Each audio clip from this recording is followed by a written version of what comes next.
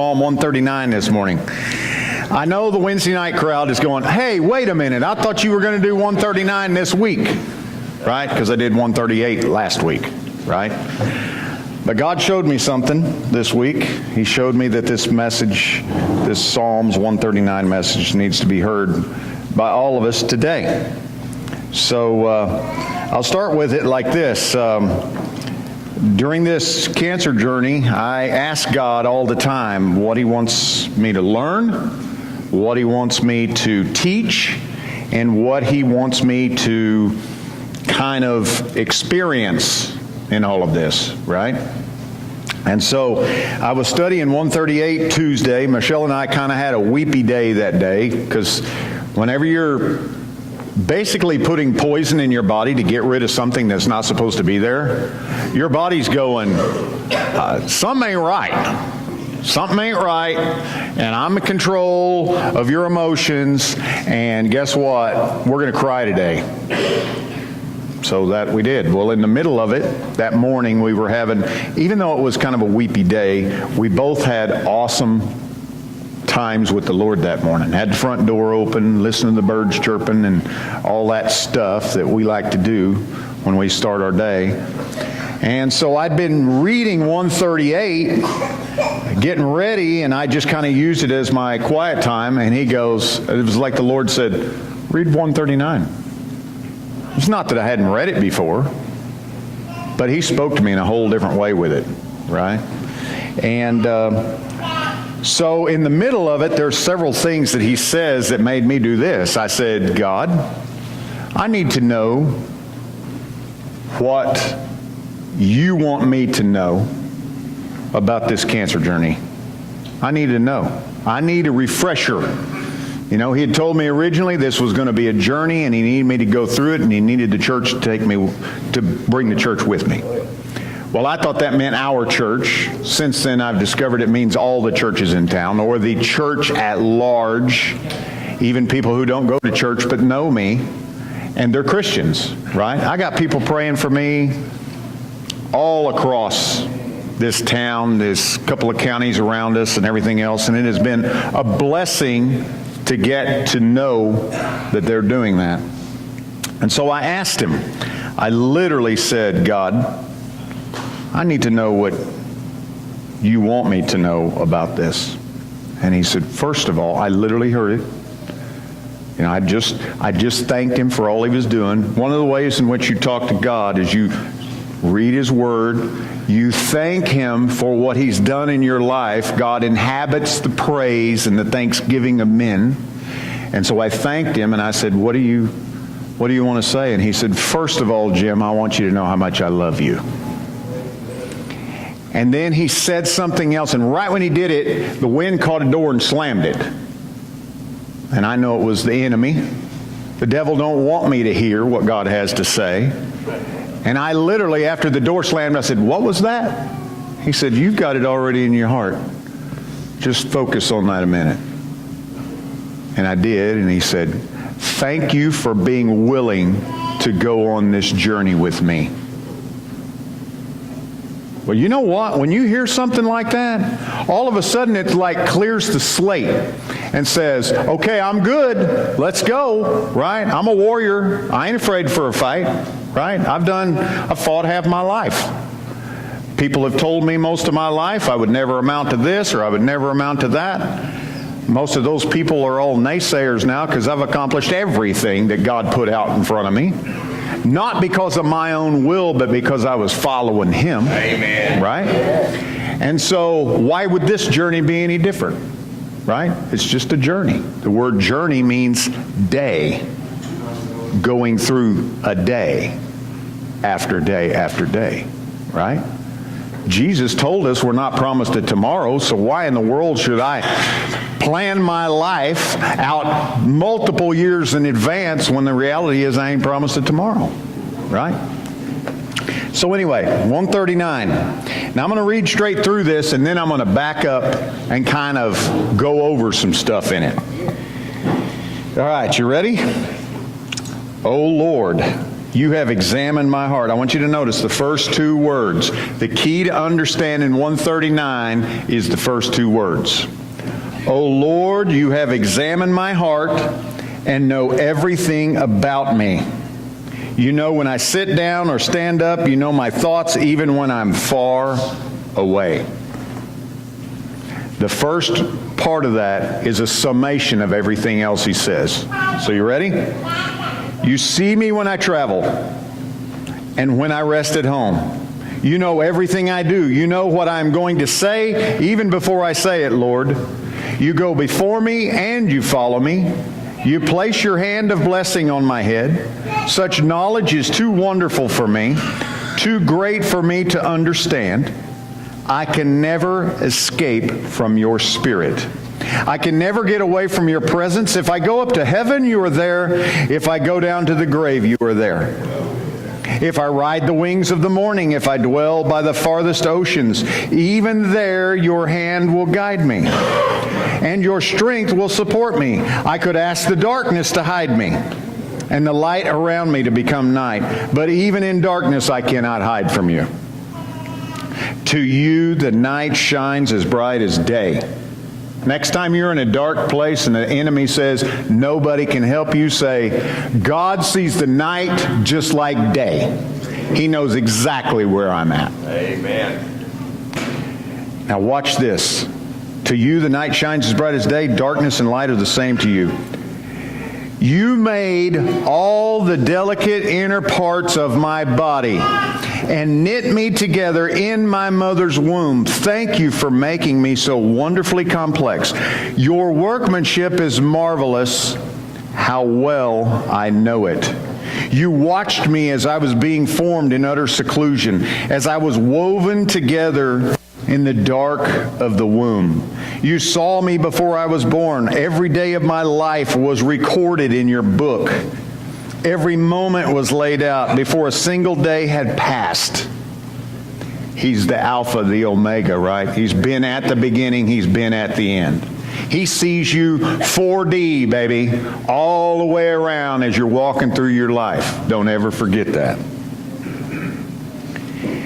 How precious are your thoughts about me, O God. Did you hear that? How precious, God, are your thoughts about me and about you. They cannot be numbered. I can't even count them. They outnumbered the grains of the sand, and when I wake up, you are still with me. Oh God, if only you would destroy the wicked. Get out of my life, you murderers that blaspheme you. Your enemies misuse your name. Oh Lord, shouldn't I hate those who hate you? Shouldn't I despise those who oppose you? Yes, I hate them with a total hatred, for your enemies are my enemies. Search me, O God, and know my heart. Test me and know my anxious thoughts. Point out anything in me that offends you, and lead me along the path of everlasting life. Now, at the surface, when you read that through, you go, why in the world is it in like that? Because all this other stuff was all good stuff, and then all of a sudden he goes into the enemy thing. Well, let me tell you something about this writer of this psalm. His name is David, King David. One of the things that's interesting is King David is born into a household of 8 boys, and he's the youngest. He's the youngest, and he's a shepherd. From the time he was probably 5, he is out herding sheep. And he loves sheep. He loves his father's business as a sheep herder, and he does it with everything that he is. But one of the things that's interesting about David, from a little bitty boy, he was already talking to God. He was already listening to God. And what happens is when he turns 12, this prophet of God shows up, and his name is Samuel, and Samuel anoints him, and he becomes king that day. And you go, well, I don't understand the significance. When a king is anointed in the house, in the order of Melchizedek in Jerusalem, in this time frame, when he's anointed, that means he was filled with the Spirit. You and I have what's called an age of accountability this side of Jesus. And what that is God is looking over you. That's why any aborted babies go straight to heaven. That's why a baby that dies in its mother's womb through miscarriage or anything else goes straight to heaven. That's why children, when they're little bitty, have these imaginary friends who are angels watching over them, talking to them. Why does a kid not have any problem understanding God? Because they've been talking to him since he was this big. Right? But then comes this time of accountability. Now, you want to learn anything about cultural or spiritual issues that have to do with our lives on earth? Study the Jewish culture. The Jewish culture, at 12 years old, you go through what's called a bar mitzvah if you're a boy, or a bat mitzvah if you're a girl. And what that is a coming of age. And what that means is you are now responsible for your own actions. Up until then, you were covered. You were covered by your parents. Anything that they did covered you. But here's what happened with the bar mitzvah or the bat mitzvah. Now you're accountable for your actions. What that means is now you have complete free will. If you're going to follow God, you have to choose Him. He's already chosen you on the cross. He's already paid the debt, but you have to choose Him. And that thing that we call that is called salvation. Amen. And when we get saved, what that is we're asking Jesus to come in and rule in our heart. That's why we call Him Lord. Amen. All right? So when you read Psalm 138, you need to understand He starts off with, "O Lord." Right? That means God is already in charge. And you say, well, I don't understand the significance. David never had the real bat mitzvah or bar mitzvah experience. And you go, what do you mean? He was anointed king when he was 12. He went from the age of accountability straight to being anointed, which means filled with the Holy Spirit. You see it? And the minute he's filled with the Holy Spirit, he now has a calling on his life, like it or not. Now, some people would say, well, then he didn't get a choice. Yes, he did. He received it. He received it. If he received it, that means of a will of his own, he said, I accept this responsibility. He took it. He took it. And when he took it, he became king that day. 2 years later, 14 years old, he becomes a warrior because he kills Goliath. And he already has spiritual eyes from 12 years old. Most of us do not get that. At 12 years old, David already understood who the enemy is. You want to understand the very end of this? He knew his enemies. He knew who God's enemies were. And you say, well, wait a minute, I thought we're supposed to love our neighbor as ourselves. We're supposed to love. You are. But check this out. The Philistines hated God. And their leader taught them all to hate God. You want to know why we fight communism so bad? Communism takes away God and puts self in its place. They are an enemy against the freedom of God. That's why we don't want socialism in our country, because socialism always ends up in communism. You want to know why we fight that so bad? That's why we fight that so bad. You understand that? That's a little civics and history lesson right there, all rolled into one. All right, so check this out. Oh, Lord, you have examined my heart and you know everything about me. He's summarizing everything he's fixing to say. You see me when I travel, when I rest at home. So once you've asked Jesus into your heart, you are not alone. You may think you're alone sometimes, but guess what that means? That means the enemy is telling you something that's a lie. And what happens is we buy into the lie, and we begin to believe the lie. And guess what? When we believe the lie, we become deceived, and all of a sudden we can't hear the voice of God as good, because now it's like that slamming door, right? When God was talking to me, I couldn't hear Him because the door slammed. What is that? That's the devil trying to... He don't want me to know what God has to say. Right? So he slammed the door. The fun part is, because I'm spiritual, I recognized his tactic. And I just went, God, would you repeat that? There you go. Did you see that? And then God spoke. Now watch this. You know what I'm going to say even before I say it, Lord. You go before me and follow me.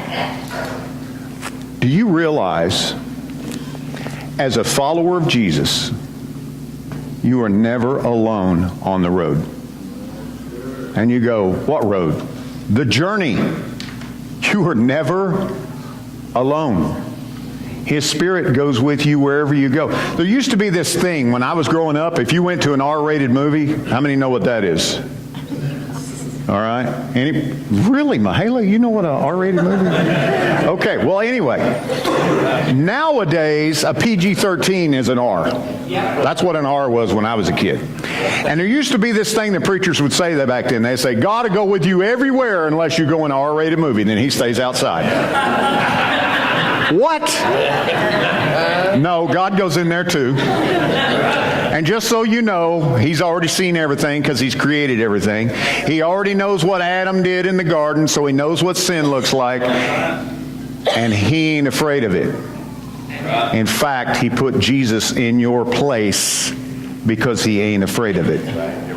And Jesus, in his death, burial, and resurrection, allows us to walk into the throne room. Okay? If I ride the wings of the morning, if I dwell by the farthest oceans, even there your hand will guide me, and your strength will support me. Now I want you to know this. I said this last week.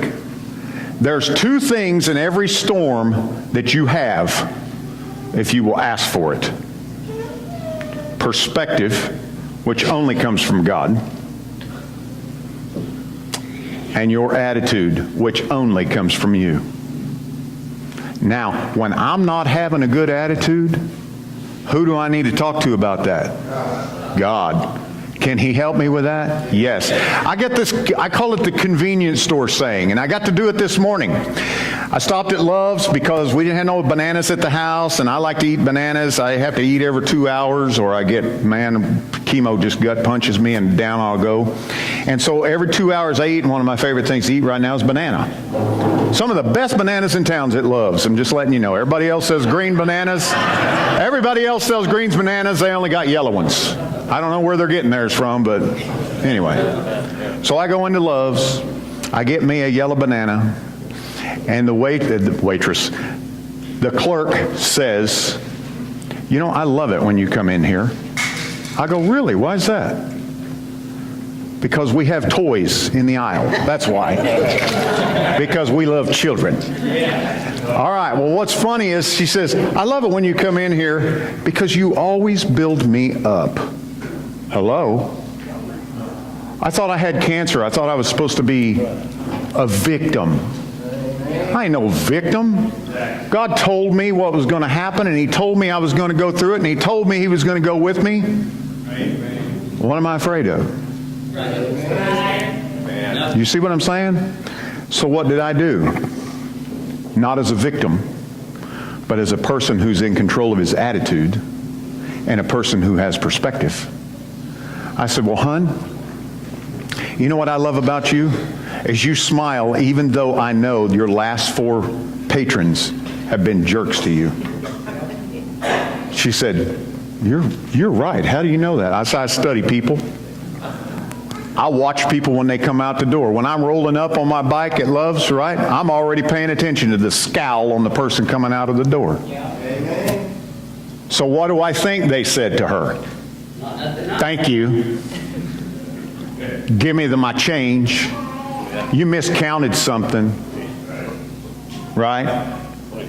Have a good day, sir. Yeah, whatever. Do we want to be that? So I told her, I gave her some wisdom. Because I get to do that. Because I'm 60 now. Actually, I think it started younger, but I've been gray long enough that everybody thinks I'm wise. Anyway. I told her, I said, I have this saying that I say to all convenience store people. Decide what your day will be. Amen. or the day will decide for you. And she goes, well, I need to write that down. I said, not only write it down, but live it. It's amazing what you can do if you'll just live it. And she said, thank you so much for that.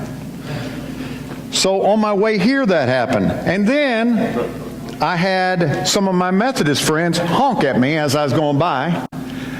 And I looked back to see who it was, and I waved at them, and I circled around into the Methodist parking lot as they was getting out of their car, and we had church right there because I started telling them how much I appreciated them, and they told me how much they appreciated me, and then I shared with them what I was going to share this morning. And they went, oh my gosh, it's like we've had church in the parking lot.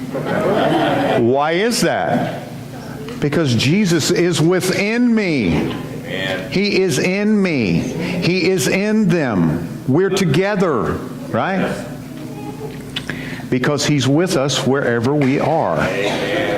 Now watch this. Then he goes into darkness. I could ask the darkness to hide me. I think this is interesting. He uses this darkness thing and then says that all darkness is really light to God. And in the middle of talking about darkness, he goes to the womb. Have you ever wondered why a baby's eyes aren't open in the womb? Because they know somebody else is in complete control and they feel it. Why do you open your eyes anyway? So you can see where you're going. Do they have any need to see where they're going?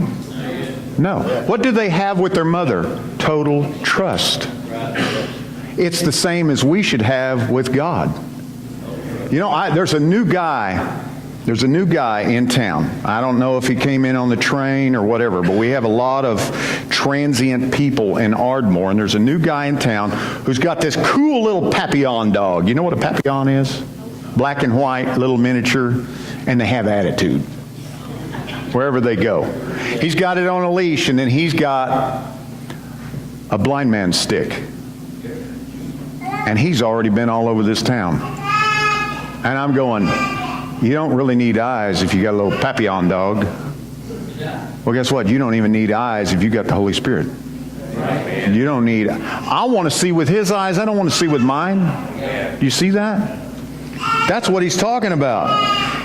Now watch what he says. Thank you for making me so wonderfully complex. Your workmanship is marvelous. How well I know it. How many times have you've been told that you're not as pretty as everybody else? A lot. That's a lie. I love this girl right here. She's my favorite big girl teenager. I love her. Mahala, come here.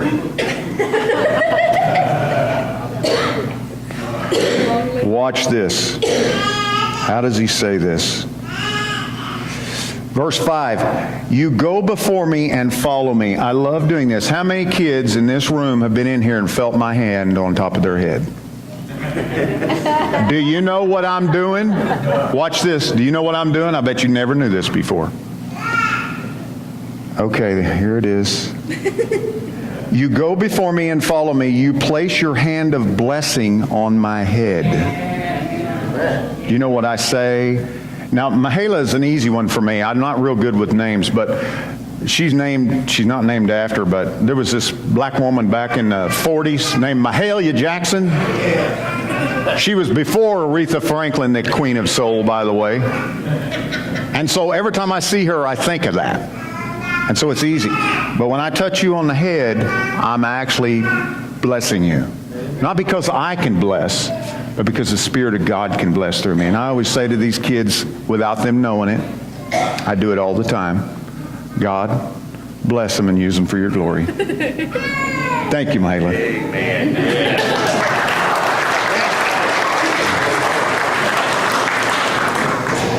I tried to get Rylan to come up here, but so I rubbed his head.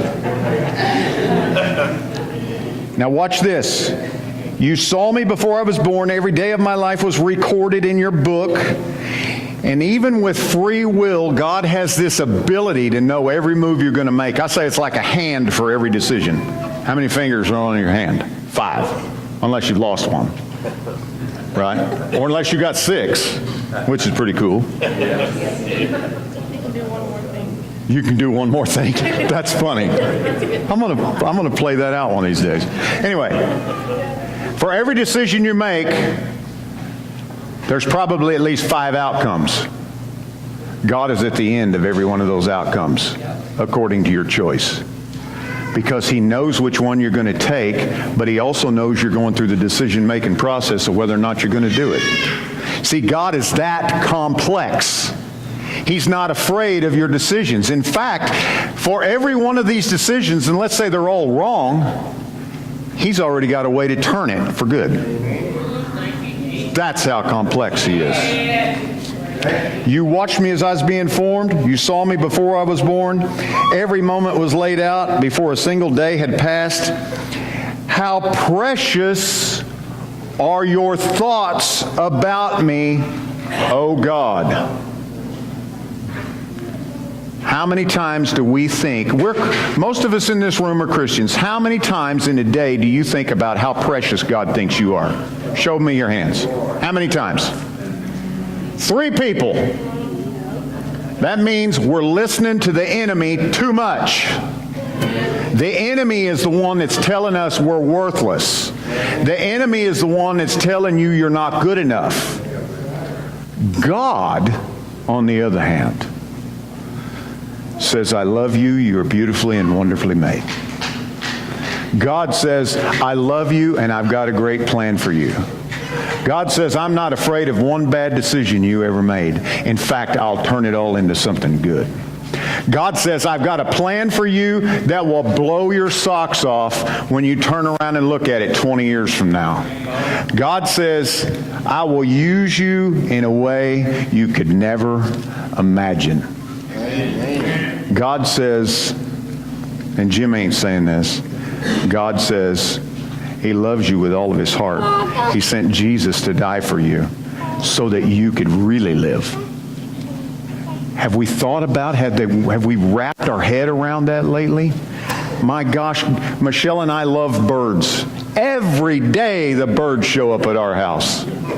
Who do you think causes that to happen? You say, oh, well, Jim, you put out a feeder. They don't have to come. I'm going to tell you what, hummingbirds are the most finicky bird ever known. And those rascals, if you get the sugar water off just a little bit, they ain't coming. In fact, when they do show up, they buzz you. Hey, that's sorry sugar water. They don't have to come. But every day they're there. Why? Because God knows the desire of my heart. I got this new bird that showed up this year. It's called a Swainson's thrush. And it's got this funny little, bubbly little, trickly little off-key sounding thing. And during all of this cancer stuff, I mean, God, I just need something from you. And He goes, you know what? You need a Swainson's thrush. And you go, it's a bird, Jim. No, but it's the only one in our yard that makes this sound. And it's like, one time, and then he does it backwards the next time. I'm like, he's like me. He can't do anything the same way twice. Right? So you know what I've nicknamed the bird? Jimmy's Thrush. And I have just had the best time with that little bird. But what is that? It's a gift from God. He knows my heart. And He only has good for me. And you go, but Jim, you're going through cancer. I don't care. God is speaking to me loud and clear right now. I want that. And whatever it takes to get that, that's what I want. David was a man after God's own heart. Do you know how many people he had to put in the ground to prove he was a man after God's own heart? Do you know how many battles he had to fight because he was a man after God's own heart? Do you know how many people hated David because he loved God? That were even his own people? Those of you who've been here on Wednesday night, you've seen enough of him fleshing that out in the Psalms, right? Why are all my friends around me full of hate? Why are they full of bitterness towards me? Because he had this relationship with God that they were envious of. Right? But that's on them. That ain't on him. And David endured to the end. Guess what? I will endure to the end. God has my days numbered, and He knows what day the last day is. And it don't matter if cancer is in me or out of me. He knows the last day. The devil ain't calling the shots. Let's not forget that rascal is a created being, which means he dies like everybody else. The only problem is there is no place in heaven for him. None. But there's a place in heaven for every one of you. Yes, hallelujah. Do you hear that? Here we go. So one more time, and I'll end with this. How precious are your thoughts about me, O God. They cannot be numbered. I can't even count them. They outnumber the grains of sand. Watch this. And when I wake up, you are still with me. Not just with me, still with me. Even when I make mistakes, still with me. Even when I'm on the mountaintop, still with me. Even when I'm in the middle of depression, still with me. Even when I'm in the middle of a job I can't stand, still with me. Even though I'm going through a divorce, still with me. Even though I've lost my kids, still with me. Even though I had a miscarriage the other day, still with me. By the way, He's got your baby, bouncing them on your lap, bouncing them on His lap, right? Even though I had an abortion several years ago that I'm ashamed of, still with you, has your baby, trying to make it right in your mind, still working that out. Pay attention to Him. He still loves you. Jesus died for all sin. And when you really wrap your head around that, it takes a load off. Guys, I love you. I want you to hear this. As I told my Wednesday night crowd, every day, the rest of this week, I want you to read out loud in your room 139:17. Read it every day. If you will read that every day, the enemy will get quieter and quieter and quieter because he can't stay in the praise of a man or a woman to his God. He can't stay there. And then when you speak that truth, guess what? You will begin to believe it. And when you begin to believe it and you receive it, it will change the way you live. Do what? 139 verse 17. I need to say it again. Okay. Because my red head is my memory right now. All right. Let's go into this time of reflection.